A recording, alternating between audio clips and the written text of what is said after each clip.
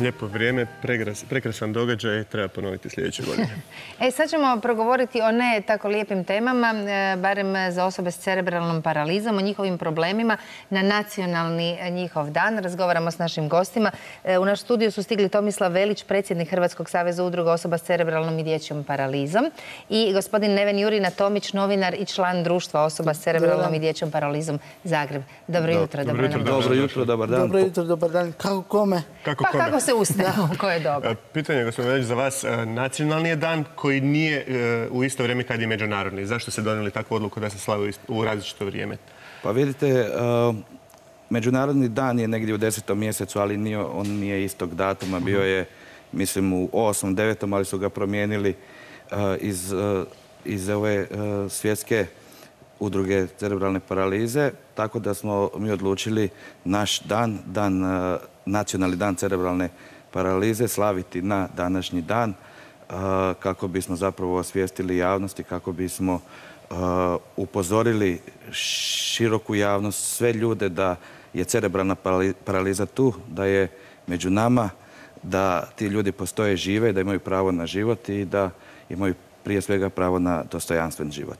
Da, uvijek aktivnosti oko nacionalnih dana vezane su senzibiliziranje javnosti za probleme s kojima se susreću osobe.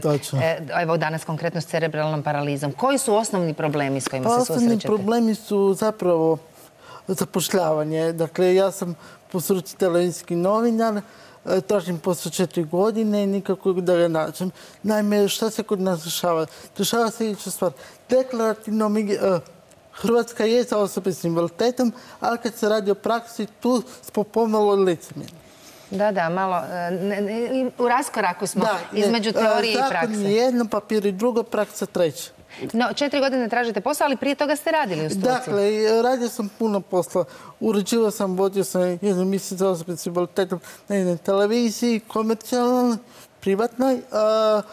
Radio sam nešto malo i kao glumac, kao pisanom mediju, tako dalje, tako dalje. Većinom su to bili volonterski poslovi, a kad trebate doista nekako stupati taj radni odnos, to u Hrvatskoj ne funkcionira. A zašto je to tako, po vašem mišljenju? Pa zato što niti producenti baš nekako nisu bacili oko na populaciju osobe s invaliditetom, jer osobe s invaliditetom u Hrvatskoj mi ipak više volimo da su skrivene, ali kad se radi o danu osoba s invaliditetom cerebralne paralize, onda ćemo svi vikati kako su divni, krasni, romantični, a iza kamere nešto sasvim drugo.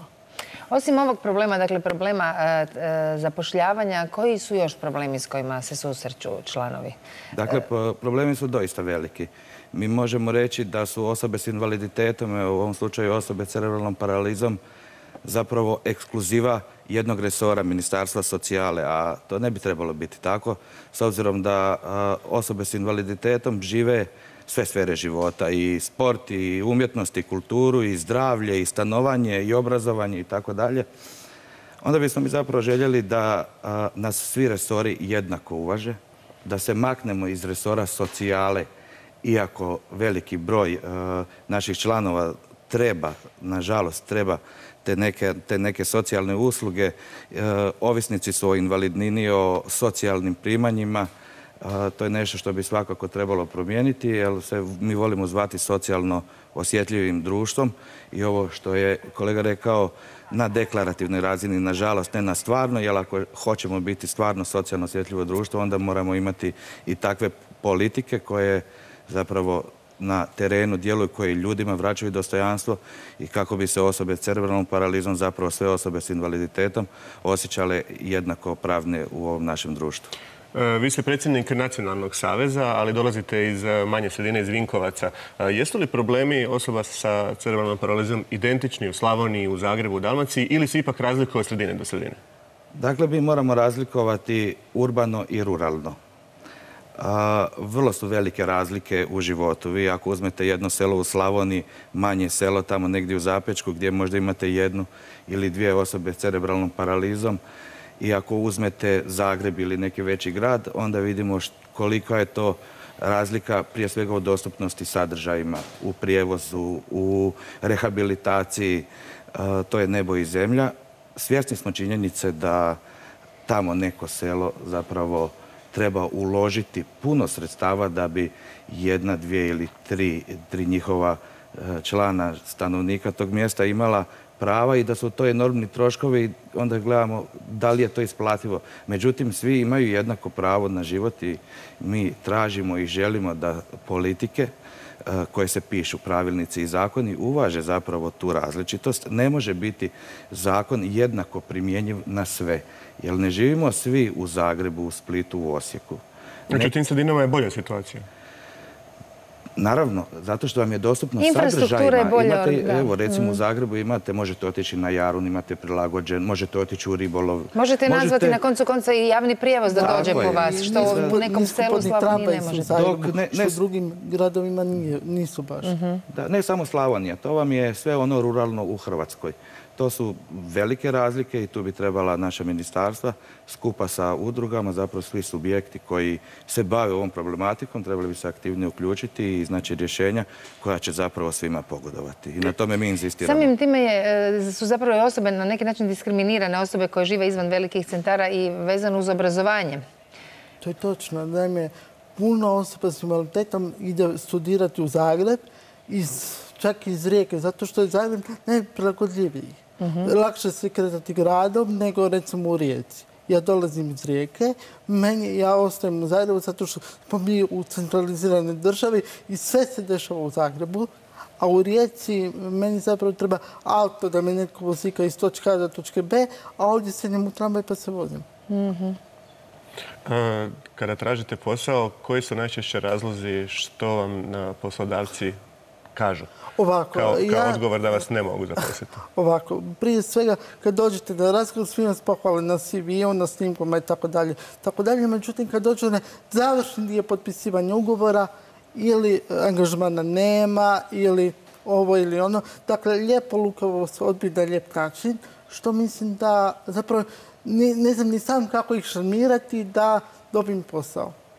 To ovako malo čudno zvuči, ali to je činjenica. A što ste vi sve završili? Evo da kažemo i to, jer vi ste namirujete, obrazujete se. Dakle, ja sam završio novinarstvo 5 godina na Fakultetu političkih znanosti. Djelomično sam i diplomirao glumu, tako da sam slušao izborne kolegije, snimio diplomski rad, dokumentarni film, napravio predstavu na Akademiji dramskih umjetnosti, a teoriju sam diplomirao na novinarstvu političkih znanosti, na katedri televizije. Još sve skupa studiram pedagogiju na Filozofskom fakultetu i još 2 ispita i diplomski rad. Sad u svo to obrazovanje, sve to u stvari ništa u usporedbi s onim što vam danas treba, to je posao. Da, ja sam počeo raditi od 20. godine. Zapravo volontirati. Meni sad ljudi kad pitaju koliko imaš radnog staža... Volontere svi vole ili tako, ili ih niko ne mora platiti? Isto tako u vezi glume, dakle ja nisam diplomirao glumu, nego sam djelomično obranio diplomski rad, ali čak niti to mi ne pomažu u tom nekim sferama jer producenti i redatelji nisu baš skloni uzeti osobu s invaliditetom u produkciji. Oni će na današnji dan, uvjeren sam da će napravimo anketu, uvjeren sam da će sve reći da osobe s invaliditetom treba biti javnosti, pokazivati se pred kamerama onako kako oni žele, ali ne samo u kategoriji socijale, nego i u nekim drugim emisijama, a to baš u Hrvatskoj čini mi se da tako nije. Slušamo vašu priču. Je li vaša priča slična članovima društva u kojem ste vi član? Čujte, svaka priča je za sebe. Ja ne bih htio sad govoriti svema, ali na kraju se sve svodi na isto. Veća integracija. Imam osjećaj da društvo ne radi toliko dovoljno, već da se sami integriramo koliko može. Naravno, kod osoba s invaliditetom, što je teže oštećenje, toga je teže integrirati. Jer ja mogu normalno pričati, imate ljudi koji vrlo teško govore, ne artikuliraju, onda je tu još veći problem, onda mama i tata uskakivaju, da ja živim samostalno, tako da uz pomoć asistenta. Da ne griješimo baš dušu, nije društvo uvijek tako gluho za vaše potrebe. Evo u Jelkovcu su zapravo dodijeljeni vam novi prostori. Tako je, Zagrebačka udruga CDP je otvorila svoju ispostavu. Istog Zagreba bi trebao biti pokriven rehabilitacijom njihovih članova, što je zapravo dosta pozitivno. Grad Zagreb je pokazao nekakvu socijalnu osjetljivost, dodijelio im je vrlo krasne prostore, oni su sada već i uređeni i uskoro će biti stavljeni u funkciju. Dakle, osobe s invaliditetom, cerebralnom paralizom, zna se sada imaju koliko toliko skrb do 21. godine i za 21. su prepušteni sebi. Dakle, idu kući iz ustanova ili institucija gdje su na obrazovanju ili u nekom poludnevnom boravku. Poslije toga više nemaju pravo i roditelji ne znaju šta će raditi s njima. Same osobe s invaliditetom ne znaju kuda će iza 21. Stoga se evo u Zagrebu otvorio na Jelkovcu, tako je njihova ispostava, ali nije to samo pitanje sada Zagreba, udruge diljem Hrvatske pokušavaju otvarati slične sadržaje, pružati osobama cerebralnom paralizom one usluge, socijalne usluge koje nedostaju u društvu i tu udruge zapravo na neki način zamjenjuju državu. Dosta je zamjenjuju, zapravo pružaju usluge u nesustavu. Traži se sustavna usluga od udruga, a ne postoji sustav za udruge. Ima li dosta novca za vaš rad? Za rad udruga javljate li se na natječaje Europske unije? Da.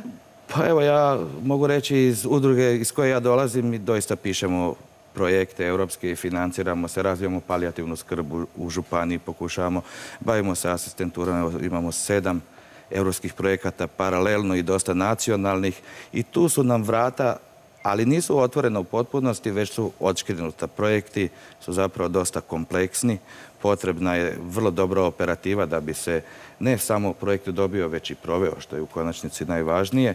I recimo da su udruge deficitarne po pitanju onih stvarnih i pravih projekata. Ovi politički projekti poput osobnih asistenata u nastavi i tako to već štima. Mislim da bi udruge trebale biti znatno osnaženije, nekakav sustav bi ih trebao pratiti i dati im onu slobodu i kreativnost da zapravo iskoristiti sve potencijale. Danas se družite na Jarunu, svi koji budu na Jarunu moći će se evo podružiti i s vama. Ja se nadam da će se ovi problemi barem početi rješavati, da su čuli oni koji trebaju čuti i evo nadam se Nevene držimo fige da posao dođe. Ja bih htio isto samo reći da nije tako sve crno, ipak se od 90. godina napravilo puno toga, ali... Hvala puno. Na dolasku vijesti su nam, kao što čujete, krenule. Imat ćemo sasvim sigurno prilike još pričati o ovoj temi.